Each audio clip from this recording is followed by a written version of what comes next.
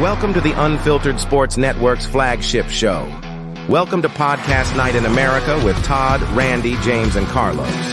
Here at the USN, we believe in keeping it real and telling it like it is. No more are the days of sugarcoating or ESPN-style politically correct takes. No. This is the place where real sports fans gather to talk about the stuff that truly matters. From the latest headlines, transactions, to controversial news, we've got you covered. Come join us as we dive into the unfiltered world of sports, where passion meets authenticity. So hit that like and subscribe button for more raw, honest, and uncensored discussions that will leave you craving for more. This is the Unfiltered Sports Network, where real sports fans talk about real shit.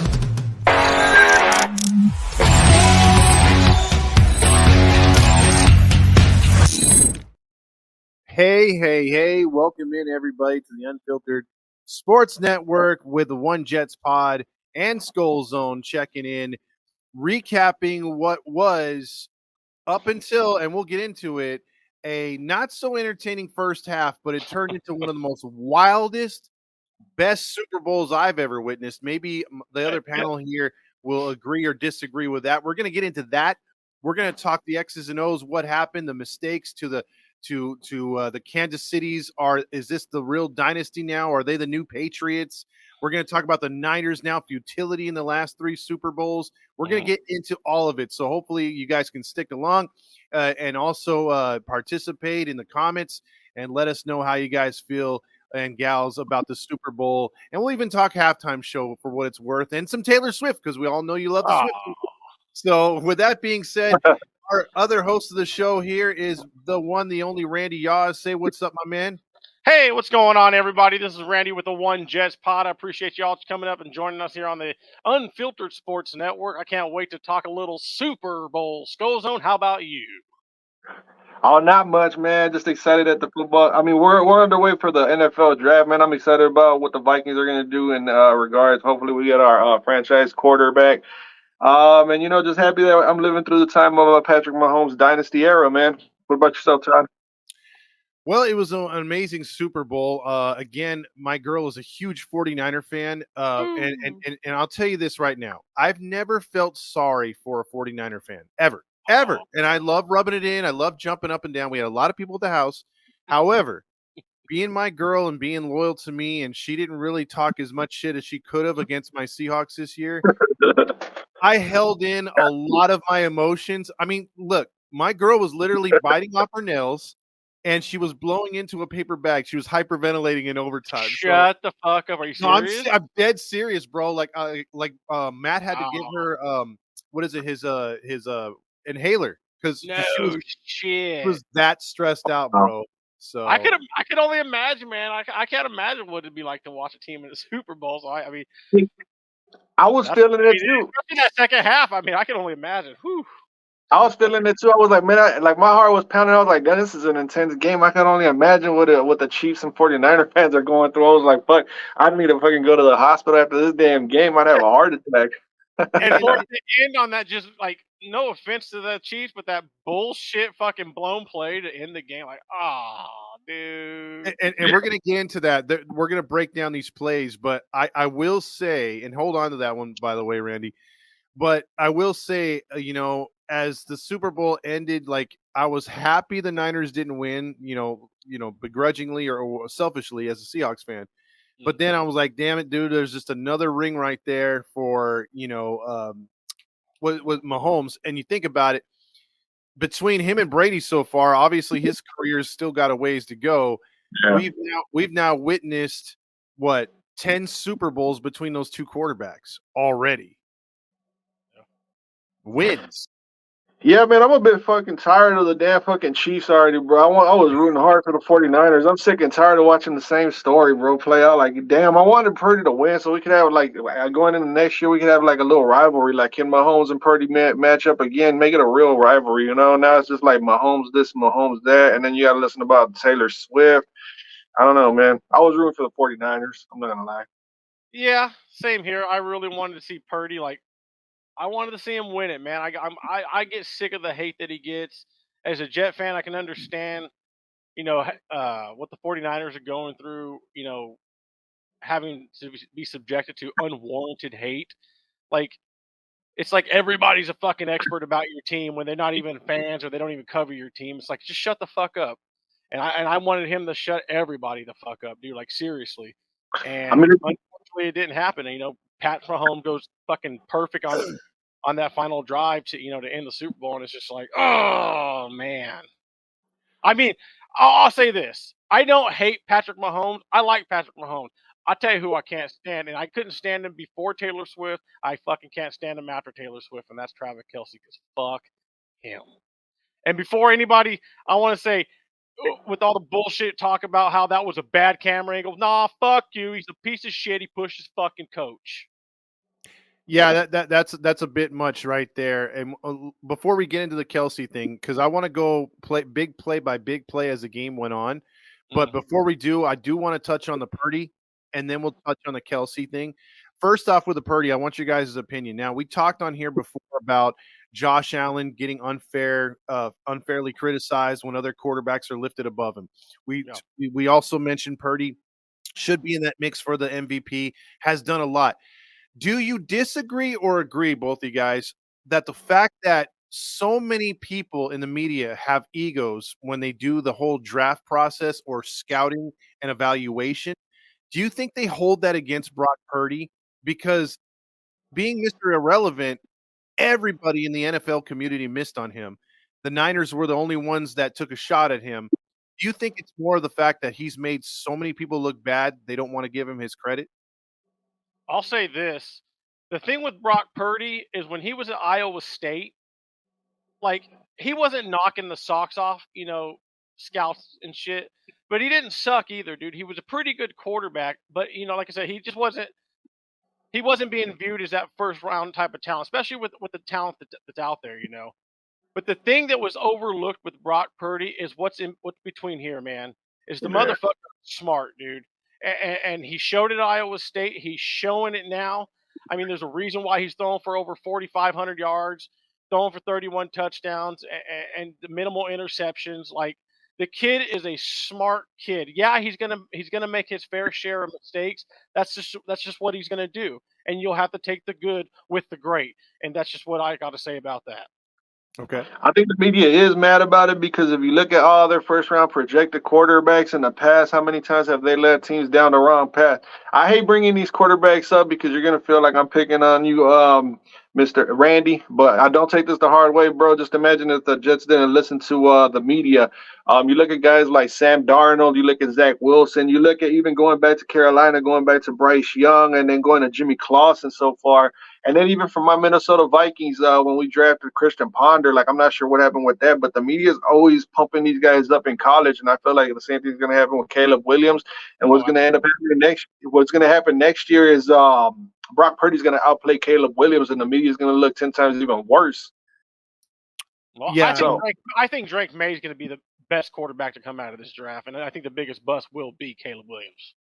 I think so too. He's too sensitive. Like he's wearing dresses and he paints his nails and all that. We're like, yeah. If you can read lips, read Randy's. L7 weenie.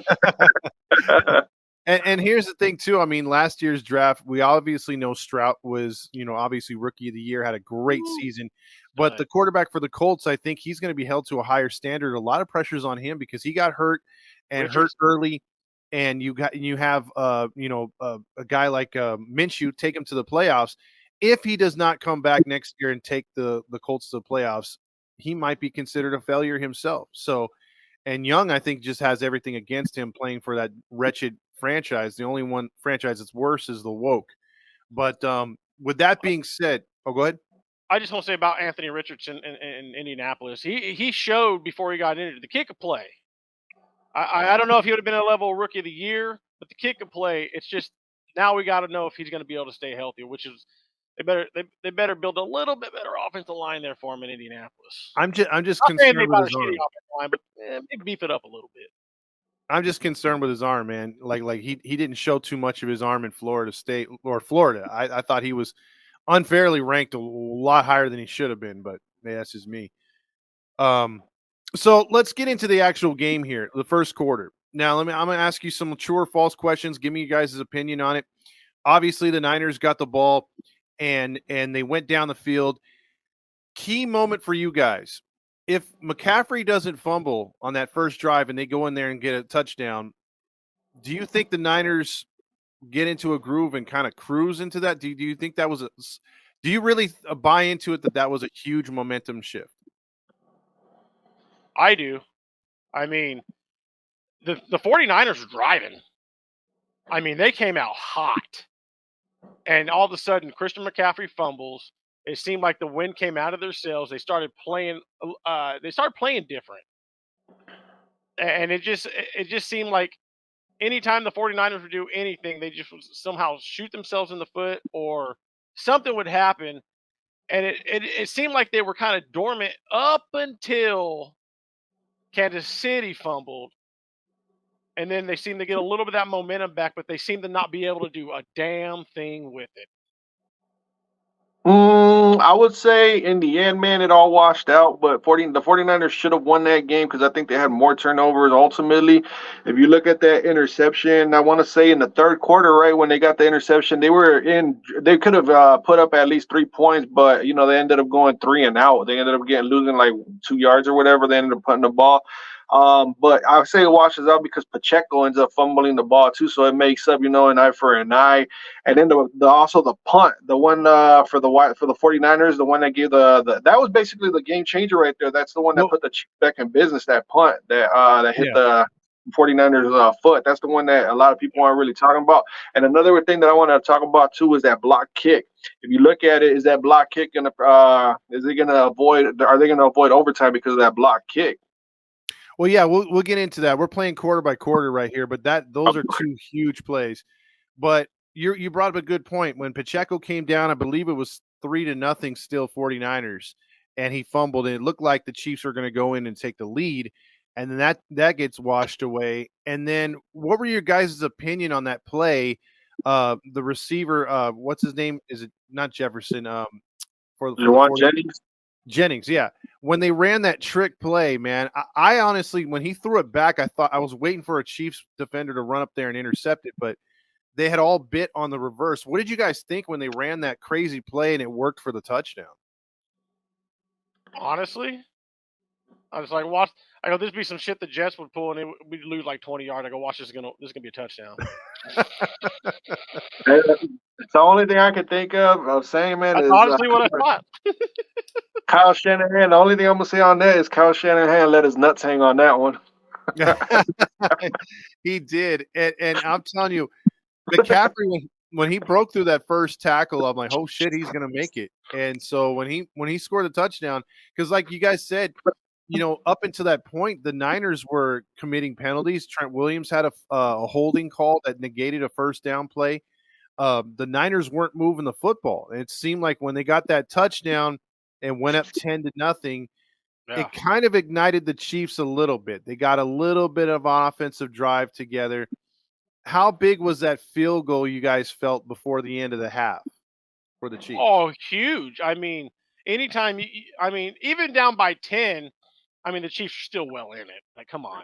And then you give them a little bit of momentum going into the half by letting them score some points and be like, all right, guys, we're in this, and now put together a second half adjustment. Like, oh, dude, like that's why I say, like, that first half, the 49ers had opportunities, guys, and they just could not capitalize, especially after CMC fumbled. Like I said, they played dormant until Kansas City was able to give them a little momentum when Pacheco fumbled. But I was telling Dominic, Dom with Catella Chronicles, something seemed off about the 49ers after CMC fumbled. They just did not seem like themselves. Maybe a little too conservative, maybe a tad. I don't know.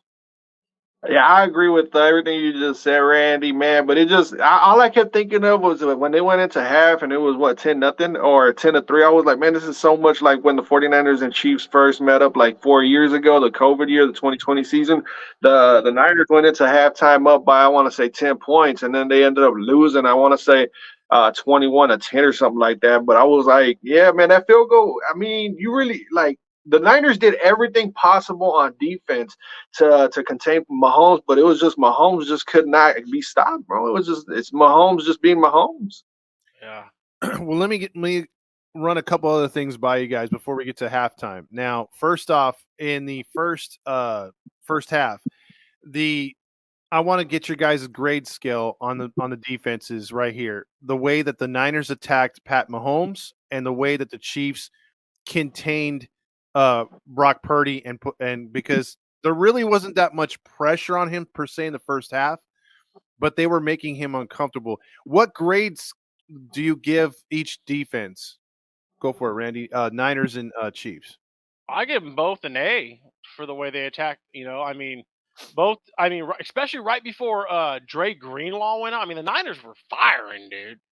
Being a 10-3 ball game. I mean, the defenses were balling out. Chiefs were doing things on the defensive side of the ball we hadn't seen all goddamn year. Yep. I'm like, whoa, this is the Chiefs defense. If the defense was like this all year, they might have won more games. They might have been the top seed. So, like, I give them both an A. It's like Skulls said, man. It came down to Patty Mahomes being Patty Mahomes, dude. And you give him just a little bit of wiggle room, like Tom Brady, he will bend you over. Absolutely. Yeah, big time, man. I would say that I would give the Niners A minus. The only reason I didn't give them an A plus was they couldn't hold them down you got to have A plus all throughout the board. Doesn't matter who's on the field. I hate saying it because it sounds like Drake Greenlaw would have made a huge impact, but there's nothing we could do about that. I thought the Niners should have played more, like brought in a third safety at least to Hufanga. I want to say the safety. I don't know how bad his injury was, but I think if they would have brought another safety in to replace him, Greenlaw more speed, it might have made a difference. But I want to give a lot of credit to Brock Purdy, bro. Like, if you look up his stats, that dude put up some gaudy numbers. And it wasn't just Deebo Samuel, Kittle. Like, he was spreading the ball everywhere, bro. Like, he was everywhere. Like, that's why I like him a lot. I think he get the job done. And I don't see why the 49ers should pick on another quarterback in the draft, maybe as like a backup just in case Purdy gets hurt. But they got Darnold. I like a lot. Like, I'm giving Brock Purdy A plus. The game did not come down on Brock Purdy, him losing the game at all. It was all Patrick Mahomes, like me, Randy, and I'm pretty sure you, Todd, agree. But yeah, A minus for the Chiefs, and I want to say, or for the 49ers, and they're both about an A minus in my eye. They were both really, really good, but they both came into play. Purdy and Mahomes. It's just Mahomes is a seasoned vet. I like that. And then the Greenlaw injury was devastating. I mean, for it to happen in a non-football contact play where he's just excited to get back on the field, I'm like, holy shit, that's like worst case scenario. So even I, as a 49er hater, was like, dude, that sucks. I will say this. I like what Jim Nantz said toward, the end of the game. He's like, hey, Brock Purdy no longer a game manager, now a game executive. I love that. Yeah, and here's the thing, real quick on why media sucks. Is I saw a clip today from yesterday. It was Shannon Sharp. It was Dan Orlovsky, who shouldn't be a commentator. Neither should Stephen A. Smith about football. He barely knows basketball. They all suck. Yeah, they do all suck. But I will say this: Shannon Sharp was going off on Purdy, saying that he lost that Super Bowl. It's like he can't play defense. He can't play defense, and he put up numbers. And even Stephen A. is like, "Hey, man, he played good, but he's no Pat Mahomes." And you can't compare. Fucking shit. Dude, I guarantee you, if Lamar Jackson put up the same numbers in the same situation, they would not be blaming him on losing the Super Bowl. I guarantee you. Oh, absolutely. Dude, we all know what their agenda is, man. I don't gotta say anything, but Randy just basically Randy just put it nice and sweet for everybody out there. It's all a narrative out there. And now I don't know if you guys are seeing it, man. I know I'm all over the place, man. I'm just giving you guys anything that comes to my mind, man. Today, I saw for like 5 seconds, ESPN is trying to discredit Kyle Shanahan. They're starting to try and tear him apart. And the reason I think they're trying to do that is because they know that the 49ers can dismantle the Cowboys, and the Cowboys are their money grab for ESPN. So that's the main thing that ESPN is trying to do secretly. Yeah, but then they have to face the reality because you got big mouths in Dallas. DeMarcus Ware, was it? Or not DeMarcus Ware? Parsons. Yeah, Parsons. Micah Parsons. I don't know why I was saying DeMarcus Ware. That's a way back machine. But Micah Parsons came out and said the Cowboys were tired. So That's why Tired they of lost what? that game. Tired of what? They were tired against the Packers. It was a long season, guys. Oh, They didn't get dude. enough It memes. was a long season for At all home? 31 fucking teams too, dude. They It was were a They long were season at for Kansas home? City. It was a Yep. long it was a damn long season for Kansas City with the injuries they dealt with. It was a long season for the 49ers. It was a long season for everybody in the fucking I hate the Cowboys, dude. And he's one of your I like leaders. Micah Parsons, don't get me wrong, but come on, dude. That's a stupid fucking excuse. I'm tired too. It's a dumbass take, man. Trust me. Really Now, before we move to halftime, let me get you guys' grades real quick on the quarterbacks in the first half. They put up really good numbers despite not scoring any points and having to deal with those defenses that you guys both rated about A's. You know what I mean? So, how do you think they did on the grade scale? Yeah, I give them A's, man. I mean, both quarterbacks showed up. They did what they had to do. You know, unfortunately, not to any fault of their own. Fortunately, their star running backs decided to put a couple of balls on the carpet, and you know, shit Keep the happens. score But up. I give both quarterbacks a lot of credit. You know, just like Carlos said, a ton of credit to Brock Purdy and a shit ton of credit to the new goat or a goat in the making in Patrick Mahomes. He's damn good. I'm not going to call him the goat yet because there's a man that used to wear number 12, used to make my life a living fucking hell for 20 years. That until you pass him up, I will never refer to anybody as the goat because I watched the goat. So Dude, I could have. A across the board, man. A across the board. Good job to both. Dude, I could agree with you on Tom Brady, bro. He was undefeated against my Minnesota Vikings. I think he was like 3 or 4-0 against my Vikings. Didn't matter what year it was. 4-0, I want to say, man. That dude's a monster. As far as grading the two quarterbacks that played, Brock Purdy, I'm gonna give his as a solid A plus all throughout the every single quarter, bro. He played really, really good, man. In the first half, I'll give Patrick Mahomes about a B minus, bro. B minus, and a B minus for Patrick Mahomes is an A plus for a lot of quarterbacks. You got to think about it like that, you know. A B minus for Patrick Mahomes is an A plus plus for a bunch of quarterbacks because he didn't light it up, and we can't make the excuse that he doesn't have the weapons anymore because we all saw it. Wow, I'm all over the place. That one down the middle pass that he could have thrown to Rashee Rice for the game winner, that they highlighted right there when he went to I want to say Kelsey, right? But yeah, I'm gonna give B minus to Patrick Mahomes and A plus in the first half to Purdy. Okay. Now, real quick, touch on the halftime show. We all know it's dictated by the Illuminati and Jay-Z. You had Captain Herpes out there singing. You had Ludacris. You had a bunch of people like from way back when that no one gives a shit about today. I'm just gonna give you my unbiased opinion, my biased opinion on the halftime show. I haven't really watched a halftime show in a long time. I usually use that to go throw the football around, and then I have one of the chicks or whoever inside the house tell me, "Hey, it's back on," and I come running in. But I give the Super Bowl halftime show, even though I didn't watch it, I heard it through the front door. I give it a solid C minus. Wow.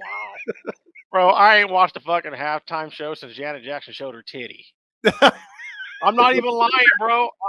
All I know is they keep bringing back these old artists from back in the day because obviously the new music and the new artists are fucking trash. Yep. So they got to go back to the old school stuff. I mean, they did it. What was it last? No, 2 years ago with Dr. Dre and all them, dude. And they bring Rihanna, who's been around for a while last year, even though that shit kind of sucked too. I mean, as far as I'm sure they all fucking suck, dude. I have no dude. As soon as the halftime show started, I paused everything, went in the kitchen, made me a steak dinner, dude. And by the time everything was done, I got back. The second half was ready to go, bro. I don't watch that shit. It's a waste of time. And like you said, it's a bunch of fucking satanic celebrities just pushing their fucking agenda and just twerking and looking nasty and doing shit that back in the day you had to be 18 to fucking see. So There you go. I don't know what I'm gonna grade him. I'm gonna let you guys decide on the way I'm gonna rate it. F for the halftime show. F. I think, man, honestly, Jay-Z is doing the look. Listen to everything I'm about to say. Jay-Z is doing a fantastic job of exposing why we all need to move on from the early 2000s and the 90s because these guys and girls all look terrible, dude. This dude Jermaine Dupri, I thought he was CeeLo Green. Did you guys see with those sunglasses and the nursery suit, whatever he had on with the female son? Looked like a moo. We are the lollipop, you the lollipop, Dude, you. Usher was the only one that looked like he was aging well. Everybody else, you could just see the difference. Lil Jon was looking old. Jay-Z looked like the Camel cigarette logo. I was like, man, I was like, these guys, like, I was sitting there, like, nostalgia. When nostalgia hits, like, man, I remember when music used to be good. And then you see these old farts on TV. I'm like, damn, I don't miss that at all. Like, they're actually doing a great job of helping me move on from my nostalgic childhood, bro. Like, I'm actually happy that it's all happening, and I could thank Jay-Z for helping me move on from my nostalgic stage in life. So I don't know, is that an A or is that an F? I don't know. They're helping me out. I don't know. I think you're somewhere in between with a C because I think it would have been beneficial to play some old music videos. Dude, they are In old. most California schools, D's don't exist anymore. Yeah. Wow. Well, Oh man. I love that, man. So let's move on now to the second half. Okay, so Before we move on, I guess you could tie this into the halftime, although it didn't tie in. Did everyone see Ice Spice with her satanic little Oh, symbol and shit? yeah, that's They awesome. had to make sure they put her on so she could show her handlers that she was putting up her sign, doing what she's supposed to do. Yeah, that's crazy. Crazy. What are you guys talking about? Because I missed that. I missed it all entirely. Ice Spice. I just know that she was next to Taylor Swift. Yeah, Well, they kept she was showing it. throwing up like a baffle mod or whatever that devil thing is with her hands, and she had the upside down cross, and she was doing this whole little fucking thing. Oh, yeah. Totally I tried. satanic. I tried not to go down that rabbit hole because, bro, like I used to watch those Illuminati videos, and man, y'all can spend hours watching that stuff, man. And I believe that. Yeah, all that stuff ties into Puff Daddy. All them guys are straight Illuminati, all Satanists, and all that. Yeah. Wait till the exposing Puffy comes out. Man, I've been hearing some stuff. 50 Cent is gonna really throw him under the bus, but that's a story for another day. Let's get into the second half. The second half was crazy. Obviously, I mean, this was a game in itself. This is what when you talk about how much Super Bowl tickets cost.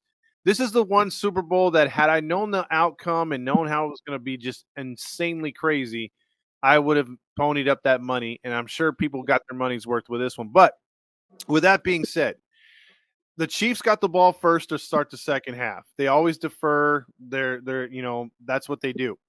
And the Chiefs right away throw an interception. The pressure got to Mahomes, and he had to avoid the sack, and he threw an uncharacteristic floater when he had Kelsey spring open at the last second. And it looked, guys, from right there that the Niners were just going to take the ball and score, whether it was a field goal or a touchdown, and really put the pressure on the Chiefs. How impressed were you guys when the defense, just like Carlos said earlier, backed them up 2 yards minus total? Yeah. I mean, it's like I said.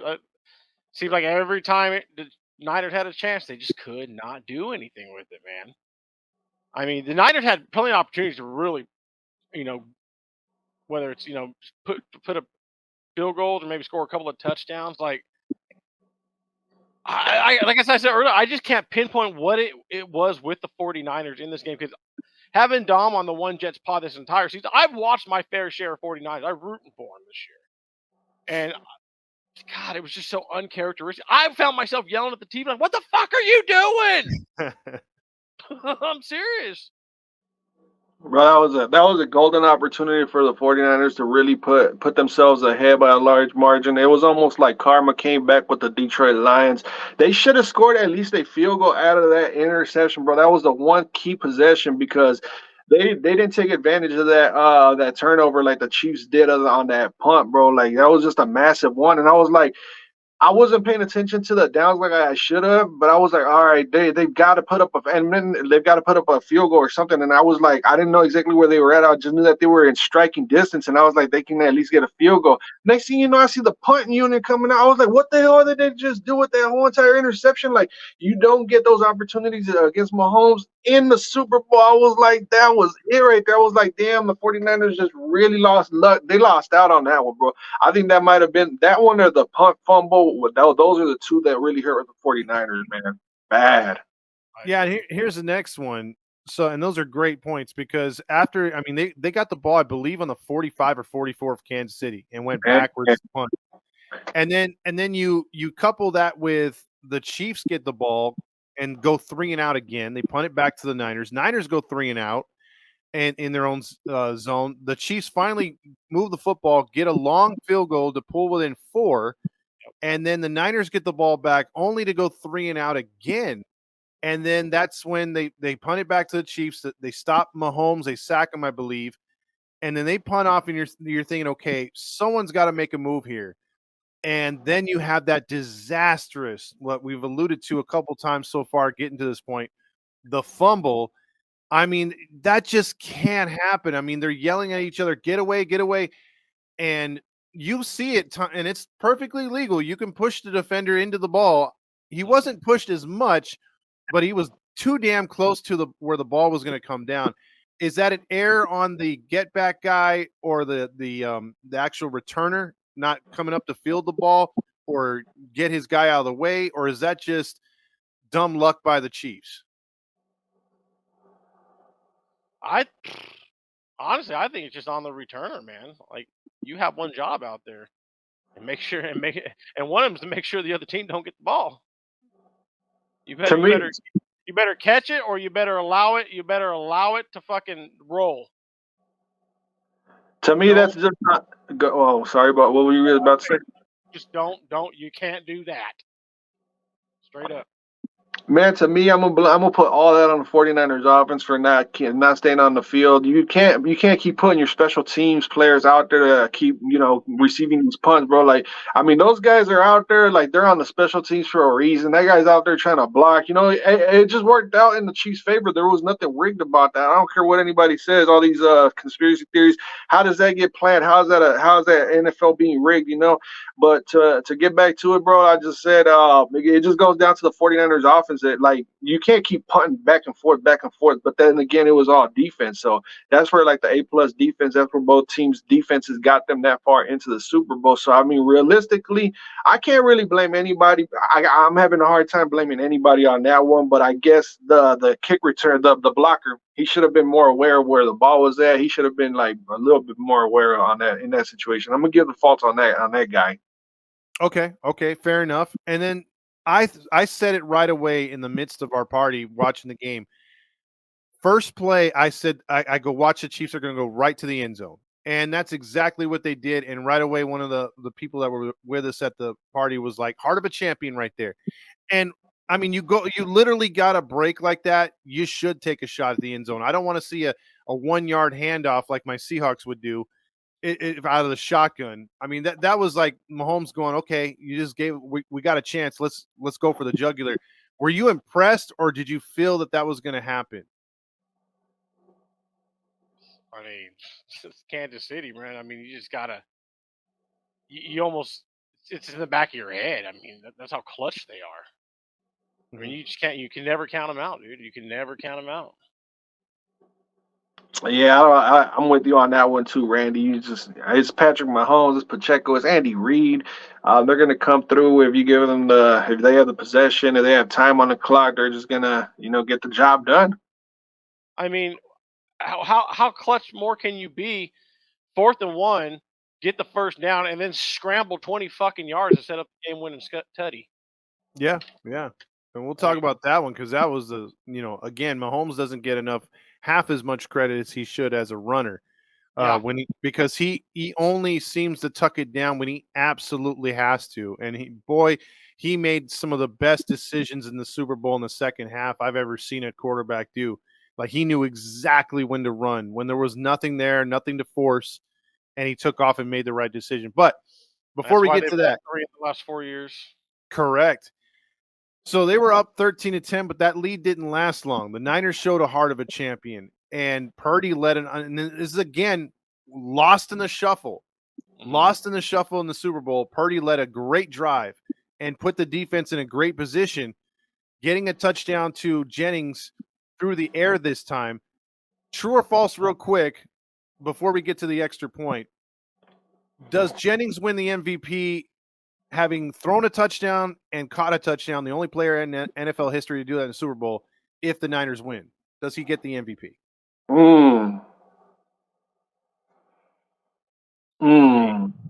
I mean, I'm sitting here going back and forth. I don't see how you can, because if you look at back when the Patriots won the Super Bowl, there was a wide receiver, the one that went to Seattle. I can't remember what his name was, but he had a hell of a game.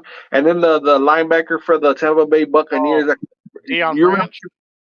Yeah, Yeah, Deion Deion Branch. And then there was a linebacker for the Tampa Bay Buccaneers that got the MVP the one year that they smoked the Raiders.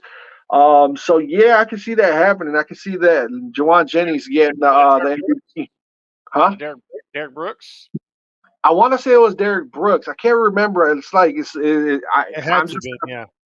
yeah, I, yeah. I think it I was mean, Derek Brooks. if that's what he put up and they win, I mean, it'd be hard pressed not to. I mean, those are some clutch freaking moments. Yeah, because he had to deliver that ball to CMC on the money, even though it took a while to get there. It's not like Brock Purdy just turned around, threw it, or a double pass to him, and then he threw. It was the wide receiver from across the field, and then he also caught one. I mean, that's 2 touchdowns that he accounted for right there. So yeah, I would give him the MVP. Yeah. Okay. So when they got that touchdown to take the lead, it was one of those things where the extra point meant so much, because you're talking about, okay, you only have to play half the field. You can afford to give up some chunk plays. You just got to stop them in the red zone, if anything. But as far as if you miss that extra point, or if it's, God forbid, blocked like it was, all they need is a field goal. And we know how fast they can get down the field. What were your thoughts initially when you saw that sucker get blocked? Oh, I was like, oh, yep, it's over.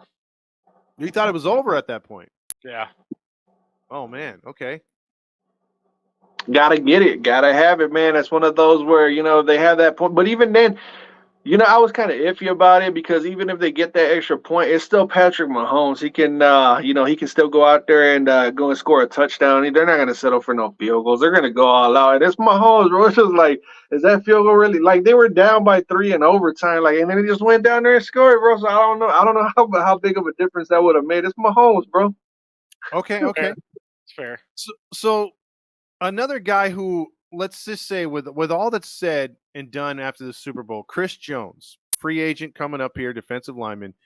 He made play after play, even if he didn't get the sack. I don't know if you guys remember the play. I believe it was to either Ayuk or Samuels, where they were going in to take the lead again when it was up, when the Chiefs already went down, got the field goal. They stopped them down there, and it was 16-16. The Niners led another drive. Again, Purdy gets overlooked again. The Niners had a good offensive drive. They got the ball down there, but Chris Jones came down and hit Purdy as he threw, and he overthrew Deebo Samuels in the end zone. That's likely a touchdown if he's got no pressure around him. How big was Chris Jones in your guys' opinion, and do you think he deserves some of that MVP? I know Mahomes got it with the yards and everything else like that, but you got to give some love to Chris Jones, right? Oh yeah. I mean, that's also what I was referring to. What I said earlier in the show was not only was it the Chiefs defense, but even Chris Jones was playing out of his mind, dude. Even he wasn't having games like that throughout the whole freaking year. Not saying he wasn't having good games, but the Chiefs defense as a unit, individually through as players, they were on a whole different level in the Super Bowl this year, man. I mean, they weren't even playing like they did in the Super Bowl throughout the playoffs. This was just when they needed to show up, the Chiefs defense fucking stepped up, man, big time. Yeah, that dude Chris Jones is a straight leader, bro. You could tell that his heart was all in that game. If you remember, I don't know if you remember, but there was a pass that Mahomes threw to. I want to say it could have been Marcus Valdez-Scantling, or it was Kadarius Toney, where he threw it, and then the wide receiver tried making too much, and he tried going forward, but he ended up spinning, getting tackled, spinning backwards. And then after that play had happened, they ended up losing, I want to say, like 4 or 5 yards or whatever it was. And then they go to the bench, and then they show Chris Jones. Do you guys remember what Chris Jones did? He stood up and he started smacking his head. He started like cursing. He was like, "What the hell was that?" Oh yeah, what are you doing? Yeah, so Chris Jones, he cares. And if you remember week 1 against the Detroit Lions, he would have made impact against the Lions, who going way back when. The reason why the Lions won, I think, because Chris Jones wasn't playing. So he's basically Patrick Mahomes on the defensive side, because those two cornerbacks get a lot of credit for making all pro and all that. McDuffie and Snead and all those guys over there. But let's not forget who's controlling the line of scrimmage. They're forcing that ball to come out fast. That is true. That is true. And here's an interesting note on the defense for the Chiefs. Like Randy's been talking about, you've been talking about how good they've been playing this year, or at least at the end of the season into the postseason. But in this game in the Super Bowl, they blitzed more than they did all year. They blitzed 51% of the game. So they were putting different looks, stunts, and sending extra guys at Purdy, giving them different looks. If you remember, the Niners had to call a timeout because they didn't like the protection screen. They were having a scheme. They were having issues rolling the coverage on the line. They had a hard time figuring out the protection. So having held the Niners to a field goal, especially at the end there, when they gave up the other field goal, but when they came down to take the lead at 19-16, the Niners again went on a methodical drive, and it looked like they were going to put the game away because the Chiefs were down to 2 timeouts. It had just hit the 2-minute warning. If the Niners get that first down on 3rd and 4, we're talking they can sit on the ball, make the Chiefs use their timeouts, and maybe give them the ball back up 3 with about 20 seconds to go. How huge was that unblocked blitz by McDuffie? Oh my God. Big time. I mean, It it's was just another missed opportunity for the 49ers, man. I mean, they let the Chiefs get the best of them once again. It was perfectly drawn up at the perfect time by Steve Spagnuolo, bro. Like, he came in and it was Big game basically like Steve, what'd you say, Randy? Big game Steve. Yeah, Spagnuolo, that dude. Like, literally, it was like the Red Sea that parted, and then next thing you know, McDuffie, he's just basically Emmitt Smith running behind that offensive line in the '90s. He was just a clear cut, and then Purdy tried throwing it, but he got popped. That's the one play I kept thinking of when you were going into detail. I was like, man, it was a perfectly drawn up play, but that just goes to show you how like, it had to be at the perfect time, and it's just that much more credit goes to Brock Purdy, because they had to have. They can't just go out there and be like, all right, we're just gonna blitz from right, blitz from left. They had to sit there and dial it up at the perfect time, because Brock Purdy was starting to get it going, bro. Like, bro, that's why I'm giving him a lot more credit after that loss, bro. Like, you don't have to win every single game to be labeled a winner in this league, bro. And he's a winner because of the way he performed in his first Super Bowl, going up against Patrick Mahomes. Like, it's just like, I would be proud to have that dude as my quarterback. True. Yeah. True. So after that play happened, that obviously left more than enough time for Pat Mahomes to go down there. In your guys' opinion, as they were driving, including getting that big 4th down to continue the drive, did you guys think the Chiefs were going to win it in regulation, or were you expecting overtime? How much time was that? They had about 1:47 when they got the ball. Yeah, I think I was probably thinking 1:47. It's no different than giving 1:47 to Tom Brady. Too much time. Yeah. Yeah, I think that they were. I felt like they were gonna win. I felt like they had way too much time. Patrick Mahomes. We've seen like going back to the Bills versus the Chiefs in what, I forget, was it the conference championship a few years ago when they scored in like 13 seconds. Yeah. I mean, I've seen Mahomes. I thought he was gonna go down there and just get score at will. But hey, kudos to the Niners for holding them down. Yeah, I mean, that would have been the perfect Swift touchdown right there if Kelsey caught it. And then Oh my God. Yeah, he missed the wide open receiver too. Rice was wide the hell open. Yeah. Dude, hold on. I know we're all the way in the 4th quarter, but did you guys see how desperate CBS got with Taylor Swift? After every like 3-yard completion, they started going on to Taylor Swift because they weren't having no big plays or anything like that. They got desperate for some Taylor Swift. Every single catch or run, it could have been like a negative 3-yard run or a reception, and they were gonna zoom in on Taylor Swift. They were just thirsty, bro, for Taylor Swift. But I'm sorry for go backtracking, man. Go ahead. No, that's okay, because I mean, total Taylor Swift has generated $350 million in revenue for the NFL. So yeah, they're gonna bang that drum all damn day. Hey, And Don't call her a drum. and and it helps that Travis Kelce in the last game, the championship game, and then this one had pretty good games. I mean, he put up some pretty good stats. Bro, after the Super Bowl, I'm almost certain Travis Kelce's beats on all his girlfriends. When he doesn't Hey, get his- real quick, because you said the word drum, it made me think. I don't know what your favorite commercial was in the Super Bowl, in the whole entire Super Bowl, but the drumstick commercial when the guy was sitting there in pain, didn't know what was going on with his leg. He's like, and they kept saying, and everybody was sitting there eating ice cream cones, and they're like, the guy was like, you guys aren't gonna come and help me? Everybody was like, hell no, they was just sitting there eating their ice cream. I just had to bring it up. That was my favorite Super Bowl commercial. Yeah, Maverick, I know, I get it. But There was I'll some- say this, they all sucked in my opinion. I watched every single one of them. They all sucked except for the one that I got off on was seeing Stone Cold Steve Austin with a mullet. That was fucking cool. the only thing I'll I say don't know about what it was for, but I just saw him with a mullet. the only thing I'll say about the Super Bowl commercials, there's nobody more desperate than Bud Light. They started with Peyton Manning and Emmitt Smith, and then in this Super Bowl, they threw money at everybody to have a cameo. They even brought back the horses from the mid 2000s. They're like, we got to start this back. Please, people love our beer again. So I think America's gone with Modelo. That's what we drink in our house. So screw Bud Light. Yeah, towards the end of the game, they were showing a crowd of like 4 or 5 people drinking big cans of Bud Light, and they stood on them with the for 20 to 25 seconds. You saw that too, huh? Yeah. The NFL is trying really hard to help them out. Oh, man. So that'll push us to overtime because I was shocked when they kicked that field goal, and I was like hoping Butner wouldn't miss it. You know, you have overtime now, 16-16. Now, here's the big controversy that starts with the overtime. A lot of players did not know the new rules for the Super Bowl and the playoffs as far as each team, even with I didn't even know there was fucking new rules for the Super Bowl, dude. I'm being real. Yeah, and here's the thing. A lot of those players were hearing it when the referee was explaining it, or they saw it on the Jumbotron, is what the Niners said. Now, the Chiefs, according to Kermit the Frog, a.k.a. Patrick Mahomes, they had prepared just in case for overtime. So they knew the rules. He said they've been doing it since training camp, I think they said.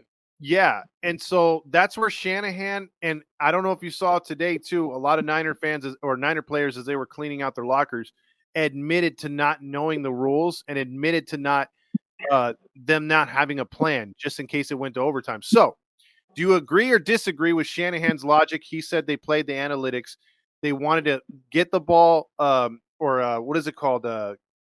Get the ball first, score, and know what they need to do to stop Mahomes. And if they were to give up a field goal or a touchdown, then you go in and you have the third possession. Is that the right way of thinking, or should they have kicked off? I got no problem with, it's got to be 50-50. I mean, you go down there and score, like you said, now you know what you got to do to stop Mahomes. No matter what you do, score field goal, touchdown, whatever. Now you know what you got to do. Whether you got to just stop him from scoring at all or stop him from scoring a touchdown. Like I got no problem with what they did, man. I see a lot of hate, and I'm just like, dude, like even if you kicked off, they could have easily not scored. Patrick Mahomes gets the ball, and they could have just easily went down there, kicked a field goal, and just won the game. So it really doesn't fucking matter, in my opinion. Yeah, man. Before that, I was like, yeah, you get the ball. Like, when they received the ball, like, yeah, I would have received it too. But now thinking about it right now, man, there's no stopping Mahomes, bro. I would have just been like, just let the Chiefs go ahead to go down there and score, and then we'll see if we can match up with them. Because we're more than likely going to end up settling for 3 because we're not going to want to pass up our points. At least we know that Mahomes is going to score a touchdown, and that's going to put pressure on us to score a touchdown. So, yeah, I would now. I think going forward, I think everybody's going to defer and let Mahomes get the ball first because there's no stopping them. You might as well just sit there and see if you can tie it up or go for 2 when you get that touchdown. I mean, that's all I've got, bro. Like, I wish I had better answers, but bro, it's just. I think Carlos just automatically put Patrick Mahomes in every single Super Bowl going forward. I think so. I think he's already anticipating a three-peat. Bro, with these wide receivers, As a Jet fan with a healthy Aaron Rodgers, put a little fucking water on that coal, baby. Let's just hold the fuck up. If Aaron Rodgers healthy, we're gonna have something to say about that. Hey, let's not forget about Joe Burrow too, man. Joe Burrow's gotten into Burrowhead and beaten Patrick Mahomes. He's got to stay healthy though. Yeah, that's 2 seasons he hasn't been healthy since he got drafted. I don't know why he gets a pass, even though he's made a Super Bowl. I mean, he's not much further than Josh Allen. I think Josh Allen's put up more numbers than he has, but that again, that's a story for another day. Oh man, yeah. That's a we can get into that one. That'll be a long one. But let's finish off this overtime period. So you guys agree that there's really no right or wrong answer. No. Although, like Randy said, Shanahan's getting killed in the media right now. Yeah. So with that being said, the Niners went down, got a field goal, got stopped because again the rush was there, and they did it. They did a great job to get the stop. And then the Chiefs went down the field, but automatically got into a 4th and 1. And one of the plays of the game, there was 2 or 3 scrambles on that drive by Mahomes. How clutch was those runs? Because I mean the Niners bid on that RPO bad. Oh yeah, like I said, that they had basically right before the touchdown. I mean, you had that 4th and 1 that was huge. I mean, I was sitting there saying, "Come on, Niners, don't let him fucking advance this." And he gets it with ease. And the very next play is that 20-yard scramble, dude, that sets up the game-winning touchdown. It's like, how do you give up a 4th and 1 and then turn around and give up 20 fucking yards, man? Like, yep. Yeah, even though I can't stand the way the dude looks or runs or talks or anything like that, he gets the job done. He doesn't just sit there and run around like scrambling quarterbacks. He sits there and uses his feet when he absolutely has to, and he's the definition of what a true scrambling quarterback should play in the NFL. That's why he's lasted as long as he has, and he's only been 20 years old. It feels like he's been playing for like 15 years, man. That dude Patrick Mahomes just gets it, bro. He does. He's so cool under pressure, man. It's crazy. I just can't stand the dude's stupid ass haircut, his fucking his retarded ass voice, the way he runs, the way he walks, bro. I just can't stand nothing about him, but he gets the job done, Just stupid ass haircut, bro. I just want to go there and cut that shit off. That shit looks stupid as hell. Well, what's worse is his brother, and then he got his dad that just got busted for DUI. His wife is annoying as hell. So yeah, and then he's got the Swifties there too. But I'll tell you this: when on that drive, when they got the ball down there, that's that Illuminati initiation. It's like, hey, we're gonna make your whole band look stupid, but you'll win some goals. All right. Well, before we get into that, then I love the fact that my girl calls him crooked because the way he kind of walks like this, and she was mimicking him the whole time. Yeah. So she was so disrespectful. Exactly.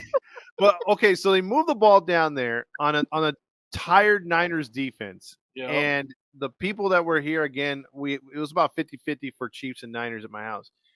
And the Niner fans were like, "Come on, please, for the love of God, get a stop." And when you saw them get closer and closer, the one play, which was the winning play of the game, it threw me into all kinds of like, I know my girl was hyperventilating, blowing into the bag, like I said earlier in the show. I was freaking out because I'm like, oh my God, are they going to throw an interception right here? It was flashbacks to my goddamn Seahawks. Shotgun formation from the 2-yard line. I'm like, no, don't do that. It's going to end bad for you. But then they run the play that the Seahawks should have ran so many years ago. I mean, what did you think about that? Like, could you believe they got that touchdown? Oh, like the minute the ball was snapped, as soon as you see Pat come on the outside like that, like you see the play just break down. You're like, oh fuck, it's over, dude. Because I was like, unless McCole Hardman's himself right now and drops this fucking pass, dude. Like this is over. I mean, you literally see the play break down and it just literally opened the fuck up there in the corner, bro. It's like as soon as the minute I'm kidding you not, when the minute Patrick Mahomes is right here before he even throws it, I'm just like, oh, dude. Yeah, man, I was playing Madden, and you literally see what your fuck up in real time before it even goes down. You're like, I knew it. Yeah, quenching the cheeks right there.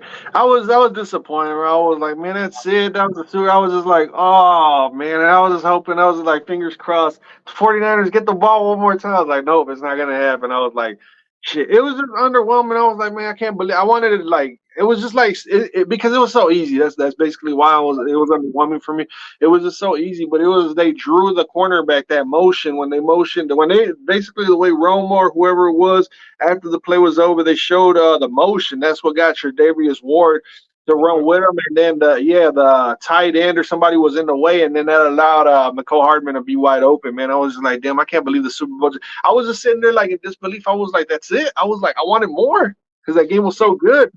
That's the kind of shit right there. What you saw, you know how McCole Hardman goes in motion and doesn't go all the way and just quick does that quick, out or whatever. Like that's the kind of shit that the Jets would be doing if Aaron Rodgers was the quarterback, bro. We weren't doing shit like that last year with Zach Wilson and Tim Buttholes and shit. Yeah, you couldn't do it like So that. like that, but still, dude, just to end the Super Bowl, I'm with Carlos right there. It was so anticlimactic. After Yeah, what just the whole second half, you're like, fucking for real, dude. I'd rather just see a fucking game end in a field goal at that point. just thinking about it right now has got me in disbelief that it really ended that way, man. Yeah. Well, with that being said, where does this rank in your top 3 of all time? Because I know everyone has their own Super Bowls that they love, whether it's a team they've watched that's their own or a rival lose. Does this rank in your top 3? Is it the best or at least in your top 3 personally? I don't know that. I would say it's one of the best ones so far within the last few years because going back to Yeah. the Rams, that one you keep talking about how that one was a little rigged right there, Todd. And then last year that pass interference by James Bradbury, but this one there was just like I want to say it's one of the best ones I've seen. And then the one the Rams versus the Patriots, the 13-3 final, I want to say that one was terrible. The only one that really stands out that there's two of them, the Eagles versus the Patriots when Owens was playing with half a leg, with missing half a leg or whatever after surgery. There was that one. And then the Panthers when they had Jake Delhomme versus the Patriots. Those are the other two that are really standing out. Okay. For me, I guess I could put this in the top 3. You think about that Brett Favre versus John Elway back in the late '90s. Mm-hmm. That was a really spectacular Super Bowl.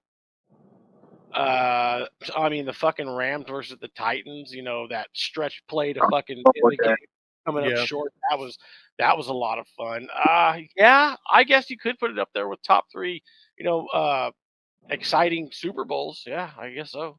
Yeah. At least if I'm, it's hard to really think about when you think. I watched at least 30 of these fucking Super Bowls, and it's kind of hard to really think back at all of them. But those are the 2 on top of this one that really stand out for me.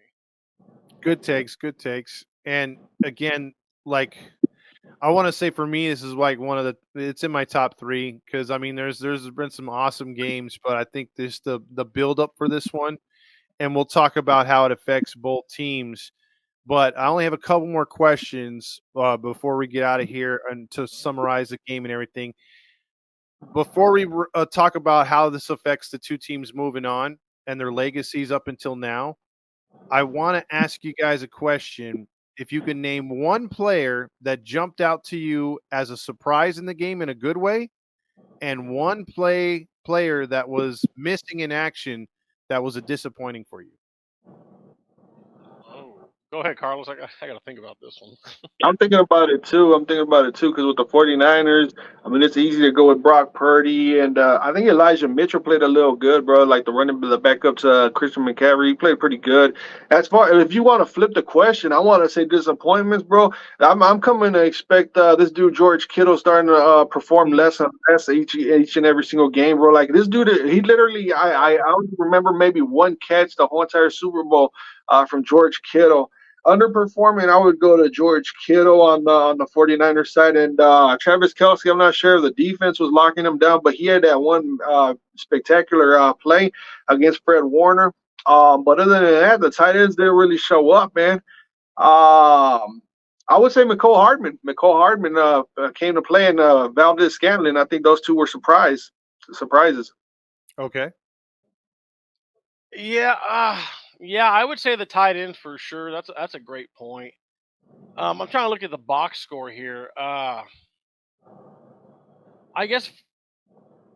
Uh, Well, George Kittle did. It's tough. I mean, to go with Carlos, that was my biggest disappointment Christian because McCaffrey oh standout. I mean, he did have 80 yards receiving, yeah, he had 80 yards 160. rushing. Yeah, I mean, Yeah. yeah. Okay.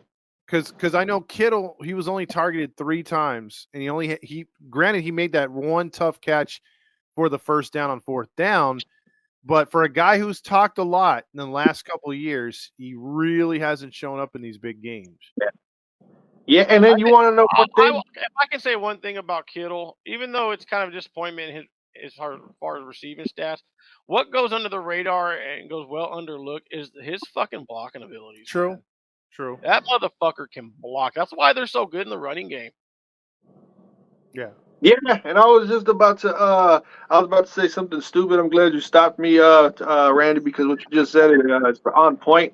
I was gonna say when he got injured, I was like, it's not like they actually need him, but then like 2 plays later, the backup tight end commits a penalty or something like that. I'm like, yeah, they need Kittle, bring him back in. All right, so now we're gonna take a look at the Niners' legacy as a franchise and what it means moving forward with the current team. So quickly, if you guys can hit on a couple points from each team. And so the first question about the Niners, it's gonna be multi-parter, so just attack it the way you want to. Shanahan, uh, is there more pressure on him now? Will he be fired moving forward? Niners 5-3 now in Super Bowls. They've dropped 3 in a row. They were that rare franchise that was undefeated. How does this move them forward? And then can the Niners recover from a devastating loss like this and run it back next year? First of all, you don't fire a fucking coach who gets you to fucking 3 Super Bowls. He clearly is a great coach. He's got a great relationship with Lynch. He's not going anywhere, dude. He has completely revitalized that franchise. I mean, they are one of the darlings of the league, not only the NFC.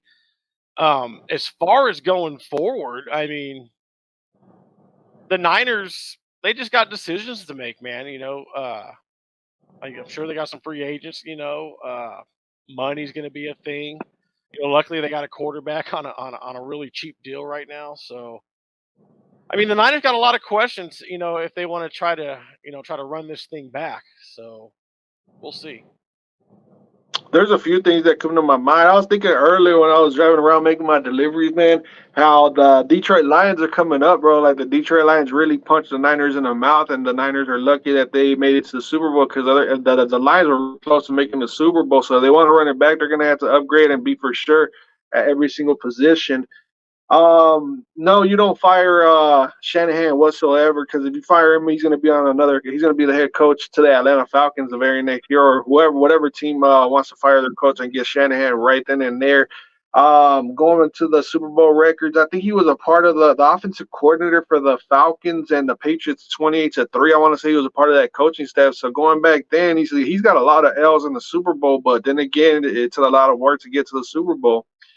Going forward, I think that they can run it back, but I think that the Lions, like I said, are going to be trouble, bro. The Lions in my division, because I was thinking about it, the Lions against all the teams in the NFC East, I would pick the Lions to beat every single one of those teams. The NFC South, beat every one of those teams. The West, they were real close in beating the 49ers at home in San Francisco. And going to the Super Bowl. So I don't know, man. They're going to have to really step it up a notch in free agency. Yeah. One last question about the Niners, though. This year, me and Carlos were doing the show before we jumped on One Jets Pod, and we were saying this is the Niners, this is the Niners Super Bowl to lose, because we, and I'm sure you've been saying it too, Randy, along with Dominic, that, this team is built for the Super Bowl. Their time is now. My only thing is, I think with a Purdy contract, like you guys talked about, I think they can run it back, but I think psychologically, losing like this in the Super Bowl and then, not even getting a chance last year when everyone agreed they should have been there last year as well. I mean, can they get over that hump? Because I don't think it's the talent is per se. Like I know Carlos is saying Detroit and maybe one other team in the NFC, but psychologically, do you think that's going to play a factor? Like Shanahan's really got to coach him up next year? No. and that's just because, and that's a credit to the way this team is built and the way they're coached. And that also goes back to what I said earlier about Brock Purdy, because I watched a little something on Brock Purdy several weeks ago to really to really hone in on what this kid is about, and that's another one of those things. Not only is he smart, he doesn't get rattled. Oh, we're behind. That's fine. I'll put this fucking team on my back. That's cool. Like that's who he is. Like so, and guys like Christian McCaffrey. I mean, those guys they're just not easily rattled. They have men on that team. They are a team of men, bro. Like that is a really well run organization. Like from the top down. I don't know who the damn owner is, but you could go fucking John Lynch to Kyle Shanahan. I mean, there's a reason they've all made 3 Super Bowls in the last 4 or 5 years, dude. So it's like Yeah, another thing well run organization. well run, or yeah, absolutely. One thing that I just thought about it, man. I just thought about it. What other team goes from defensive coordinator to defensive coordinator to defensive coordinator and gets this good every single year? Robert Saleh, DeMeco Ryans, and now Steve Wilkes. Like, come on, bro. Like, that's great coaching by Shanahan. Like, that's why he cannot get fired. If he gets fired, man, there's a handful of teams. I guarantee you, he'll be on the free agency market for coaches for a grand total of maybe 5 minutes. Because it'll take them that long to answer the phone call. Yeah, some team might fire their coach to get him. So, yeah, I totally agree with you guys. It's just I look at it this way. I mean, like it's hard when you take a gut punch like that, and that's what that Super Bowl was. Now, moving on to the Kansas City Chiefs, obviously things have been addressed. The Walrus is staying around next year. The Chiefs are going to have more money to play with. They draft really good too, because as you know in the NFL, it's all about drafting. The Patriots used to do this. Now, you remember, guys, the Patriots did have a couple years they won the Super Bowl when a lot of people were like, hey, this isn't the Randy Moss Patriots. This isn't the Brewski Patriots. They've lost a lot. They don't have those big stars. It's Brady and a bunch of nobodies. And they got the job done anyway. This felt like one of those years for the Kansas City Chiefs. Yeah. And it was not living up to that Patriots team that got it done with less talent, because they were treading water in a bad division most of the season. And then all of a sudden they just turned it on and flipped the switch, and all of a sudden they're in the Super Bowl. What does this say for the rest of the NFL? I know Burrow, and they've got a lot of stars. Allen, you got Rodgers back next year. The AFC's loaded with more talent as far as teams that could rival the Chiefs. But is it scary if the Chiefs start spending some money and getting better draft picks another year? Because, again, last thing I'll say, Spagnuolo and that defense really came to play when the offense couldn't perform. I mean, what if the offense is performing and that defense is just as good? Man, I mean, we saw what the defense really was this past year. I mean, they just really stepped it up in the playoffs. I don't know if that's a full season of who they are, but I will say this, and I've said it on the One JP show several times. I think Kansas City is going to be one of the big spenders in free agency. I really do. You might see Patrick Mahomes take a bit of a pay cut. I wouldn't be surprised. I think they need on the other side of Rice. I think they need another stud receiver. I really think so. Yeah. I was just thinking, like, what if Kansas City pulled out all the guns and they put all their cards in the middle, like they put everything on the line, and they reached out to Minnesota, like, hey, look, we'll give you guys like 3 first round picks for Justin Jefferson. He's on the contract here. Imagine if Mahomes and Jefferson with Kelsey and then Isaiah Pacheco. I'll be like, there's no point watching the Super Bowl. I'll be like, it's gonna be like the 08 Patriots. They're gonna go undefeated and they won't get upset. They won't get upset in the Super Bowl. I can't see them getting upset, especially because Mahomes can make everything. He's better than Tom Brady, especially because he's mobile. But if they get a wide receiver in free agency, even if he's as good as Rice, if not better, they're gonna be a handful, because they got cornerbacks, they got safeties, linebackers are getting better, defensive line, as long as they got Chris Jones, they're in good hands. One of the best O-lines, running, everything is good. They just need that other wide receiver. They can easily reach out to another team and give up a first-round pick. Like, what's the 32nd overall pick mean to the Chiefs? But there's also some good free agents out there. You got like a Darnell Mooney, you got Michael Pittman Jr., you'll have Mike Evans. Oh, Yeah, T Higgins. I read looks like he's gonna be franchise tagged. I can easily see Evans in Kansas City. That's just my I, prediction. I can easily see that. Um, Real quick, the legacy of the Kansas City Chiefs. Now, I'll go back to the Patriots. The same. Patriots had no history until Drew Bledsoe and Parcells. They had like that one Super Bowl appearance where they just got absolutely raped by the Bears. But then they lose to the Packers, and then all of a sudden they're in the Super Bowl habitually after that, and they become one of these teams that's there every year.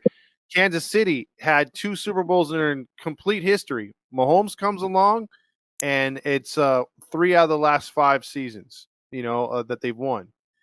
So, is this the dynasty that's going to be around? Number one, for a while, and number two, give a percentage on what you guys think the Chiefs are going to have of three-peating. Three-peating? That's tough. I think that's going to be tough. I mean, they're really going to have to put a squad together. I don't know if they could three-peat with what the current squad. Like I said, Patrick Mahomes and everybody just got hot in the playoffs. They did their thing. But I think to three-peat, especially if the AFC comes back healthy and stays healthy, dude, like that's gonna be tough, bro. Especially like when you got guys like Allen Rodgers is healthy, you got fucking Joe Burrow, dude. Anthony Richardson healthy. You got C.J. Stroud, who like, come on, let's be real. The Texans are gonna be fighting for the division in the playoffs. Maybe Trevor Lawrence bounces back. Who knows? Like the Chiefs are gonna have to do a lot. There's I just don't see them three-peating with the current squad that they have. Like you gotta add extra pieces to it if you're gonna even have a shot to three-peat. That's just my opinion. What's your percentage then? Currently, like with the current squad, Yeah. shit. I gotta give them 50%, I guess. I don't know. Still pretty good. Yeah, Still but if they beef it up, I put them more in the 70-80% range just because they have Patrick Mahomes and he is the best quarterback in the NFL, hands down in my opinion. But like I said, you got to build with the AFC fully healthy. Okay. I don't know if I could give them a high chance of three-peating, man. That's a lot. That's a lot. First, you got to think about the health. They got to stay out. They all got to stay healthy. Key players can't get injured. That's one thing that the Chiefs have been escaping, man. And I think that if they have a key injury, let's say Pacheco goes down and he's not there for the playoff run, they get what you call McKinnon or Clyde Edwards-Helaire are going to give you that type of protection. So, I mean, they've got to stay healthy first and foremost. And then you also got to look at the AFC West. They've got to win their division. And I was like, the only team that really stands out is the Raiders because they got Antonio Pierce back as a coach. But then I was like, wait a minute, they got a coach that just won a national championship. Who's got it better than us? Jim Harbaugh. And he's got Justin Herbert out there now. So it's gonna be a battle out there in the AFC West. So I don't know if they're gonna win it. They could win a division because of Mahomes, but damn, bro, can you really like crown them? I don't want to be a prisoner of the moment right now, so that's why I'm kind of like putting a doubt in the way. But as far as like percentage wise, I'm gonna give them. To me, this is pretty high, about 35% chance of three-peating. And Okay. I can see Los Angeles with Jim Harbaugh. I could see them getting a guy like Malik Neighbors, another wide receiver, to pair up with Or Justin what about Blake Corum, the running back that was at Michigan with Jim Harbaugh, the guy that was torturing the whole entire college field? I mean, if he falls in later rounds, maybe, but I honestly think Los Angeles is going to go after a big name back in free agency, like a Saquon Barkley or maybe like a Derrick Henry or something. Yeah, they definitely got to get away from that little scat back stuff they've been trying. Yeah, they need a power back. And real quick, you forget about Denver. They're likely going to move on from Russell Wilson. They're trying to get out of that right now. So if they get a quarterback, they could be dangerous. Their defense is good too. So yeah, this division's going to be tough. Last thing on the Chiefs moving forward, to compare them with the Niners from 88, 89, and they went in for the three-peat, and they were one fumble away and one injury to Montana away from three-peating. They should have beat the Giants, and it should have been Niners-Bills in that 1990 Super Bowl. But since then, we have not seen a team come close to a three-peat. And, the Patriots won those back-to-back, but they weren't that great the following season. The enormous target now, when you win one Super Bowl, you have a target on your back. But when you win two, everyone wants a shot at you. And can they survive everyone's best performance week in and week out? I mean, it's three-peating's tough, dude. I mean, we haven't seen a team do it since what, the 90s Cowboys? Well, they didn't three-peat. They didn't three-peat? No, they won 3 out of 4. I don't think anybody's ever three-peated. No, there's never been a three-peat. Really? Yep, never been a three-peat. Well, then I don't think it's going to start now.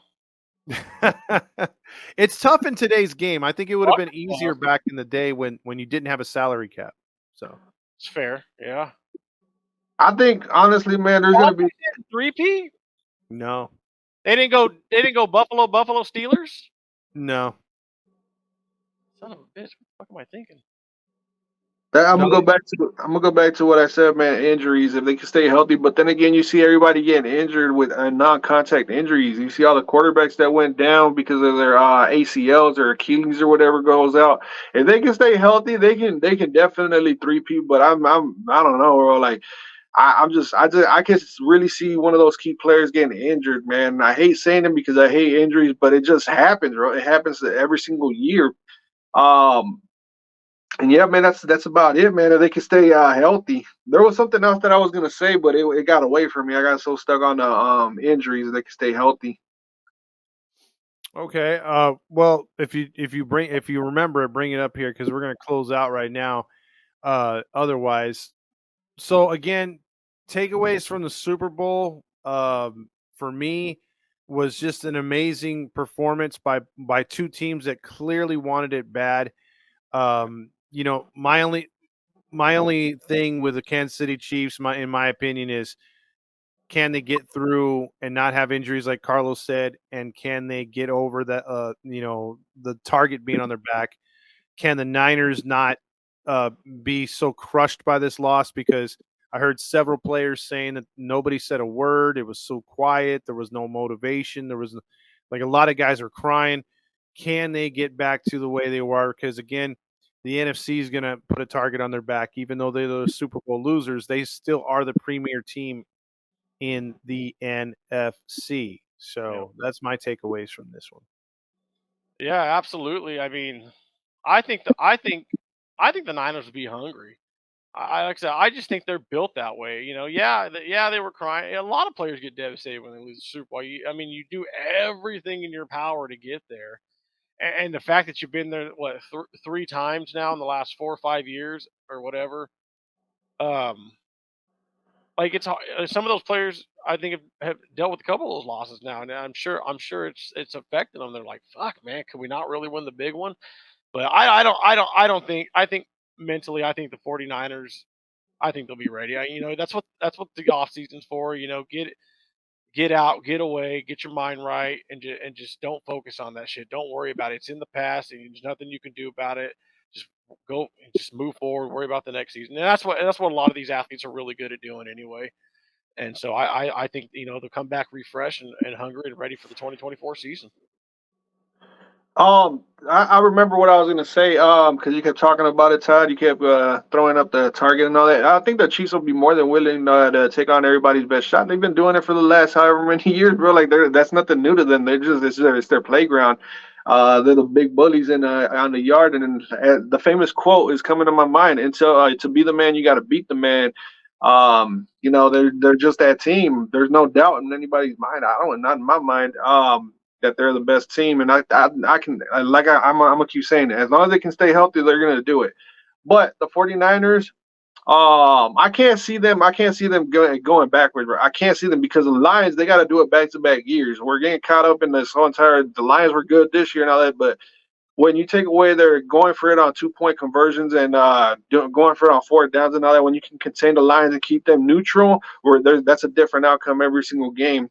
And outside of the Lions, the Packers gave them a little run. But if you look at the whole entire NFC, like you think about the whole entire NFC, they can beat any team in the NFC and get right back into the Super Bowl because they're gonna more than likely have a winning record against their own division, the NFC West. They'll probably have like a 4-2 record right there, and they're gonna be able to win the division, and they're already set in stone.